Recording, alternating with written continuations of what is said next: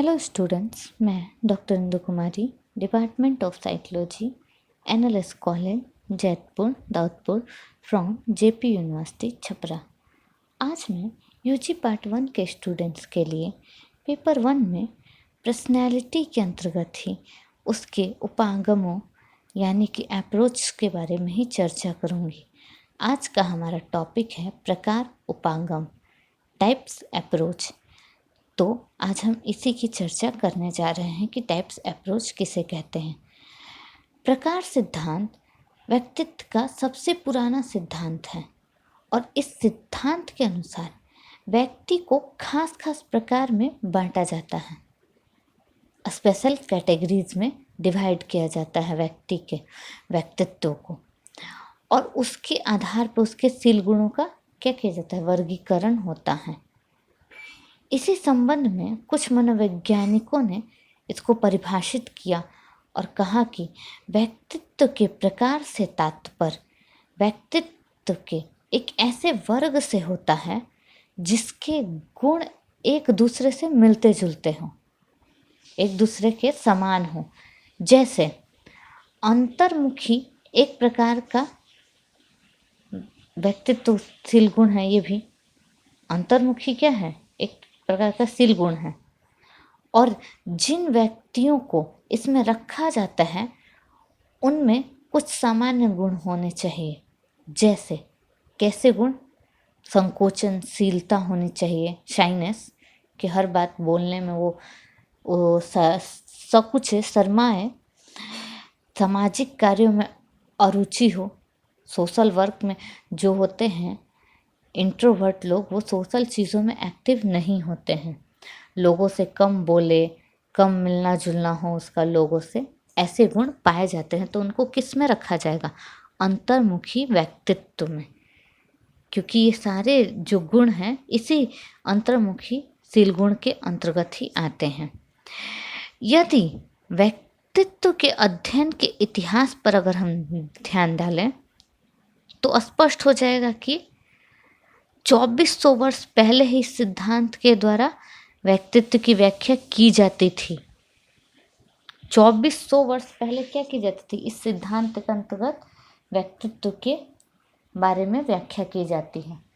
सबसे पहला व्यक्तित्व प्रकार सिद्धांत जो था वो थियोफ्रेस्टस के द्वारा बनाया गया था, जो कि अरस्तु के शिष्य थे। और ये अलेक्जेंडर के समय में काफ़ी लोकप्रिय एवं चर्चित व्यक्ति थे। जो थियोफ्रेस्टस थे ये अलेक्जेंडर के टाइम में काफ़ी लोकप्रिय व्यक्ति थे। इनके द्वारा जो व्यक्तित्व का सिद्धांत बनाया गया, प्रकार सिद्धांत, की लोकप्रियता उस समय बहुत ज़्यादा थी। इसमें खुशमदी प्रकार एक महत्वपूर्ण प्रकार था, परंतु इनके द्वारा प्रतिपादित व्यक्तित्व प्रकार चूँकि क्रमबद्ध प्रेक्षण पर आधारित नहीं था और न ही बहुत विस्तृत था, बहुत ज़्यादा इसका विस्तृत नहीं किया गया स्वरूप, तो ये विस्तृत नहीं था। अतः लोगों द्वारा एक नए प्रकार की आवश्यकता महसूस हुई उस समय कि नहीं, इसका एक और नया प्रकार होना चाहिए। तो इसके बाद हिप्पोक्रेट्स ने एक नया व्यक्तित्व प्रकार 400 BC में प्रतिपादित किया। उस समय ये बनाया 400 BC में। इन्होंने शरीर द्रव्यों के आधार पर नया व्यक्तित्व प्रकार जो बनाया उसमें 4 प्रकार बतलाए। इनके अनुसार हमारे शरीर में 4 प्रमुख द्रव पाए जाते हैं, पीला पीत, काला पीत, रक्त तथा कफ या श्लेष्मा। और प्रत्येक व्यक्ति में इन चारों द्रव्यों में से कोई एक द्रव अधिक प्रधान होता है। किसी व्यक्ति में इन चारों में से किसी एक की ज़्यादा प्रधानता होती है, अधिकता होती है इन चारों द्रवों में से। जो व्यक्ति का स्वभाव या चित्त प्रकृति इसी की प्रधानता से निर्धारित होता है। जिसकी प्रधानता होगी उसके हिसाब से उसका व्यक्तित्व होगा। जिस व्यक्ति में पीले पित्त की प्रधानता होगी उस व्यक्ति का चित्त प्रकृति या उसकी प्रकृति या स्वभाव जो होता है चिड़चिड़ा होता है और व्यक्ति प्रायः बेचैन दिख पड़ता है। ऐसे व्यक्ति तुनक मिजाजी होते हैं। इसी तरह से हिप्पोक्रेट्स ने गुस्सैल कहा। इस तरह के प्रकार को क्या कहा? उन्होंने गुस्सैल प्रकार कहा। तब व्यक्ति में काले पित्त की प्रधानता होती है। जब काले पित्त की प्रधानता होगी तो यह प्रायः क्या होता है? उदास तथा मंदित नजर आता है ऐसा व्यक्ति हमेशा।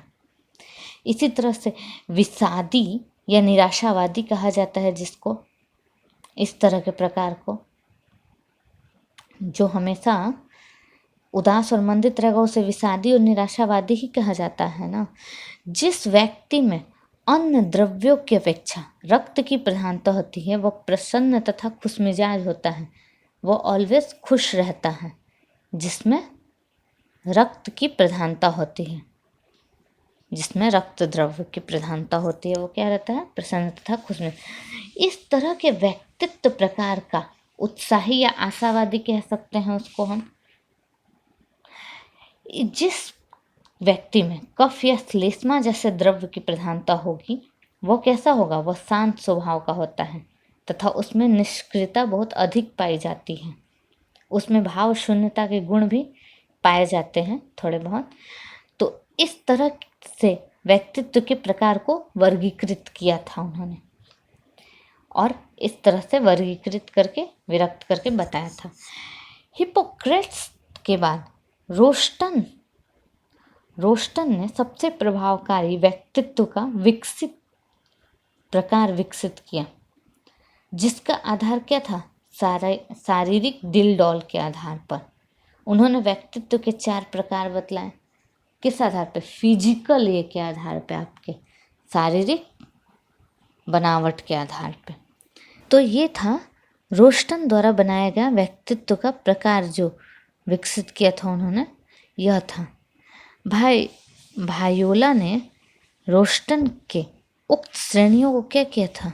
जितनी भी ये 4 श्रेणियाँ थी उनको उन्नत बनाने की कोशिश की और उनके इन श्रेणियों को उन्होंने मात्र 3 श्रेणी में रखकर व्यक्तित्व के एक प्रकार सिद्धांत का प्रतिपादन किया।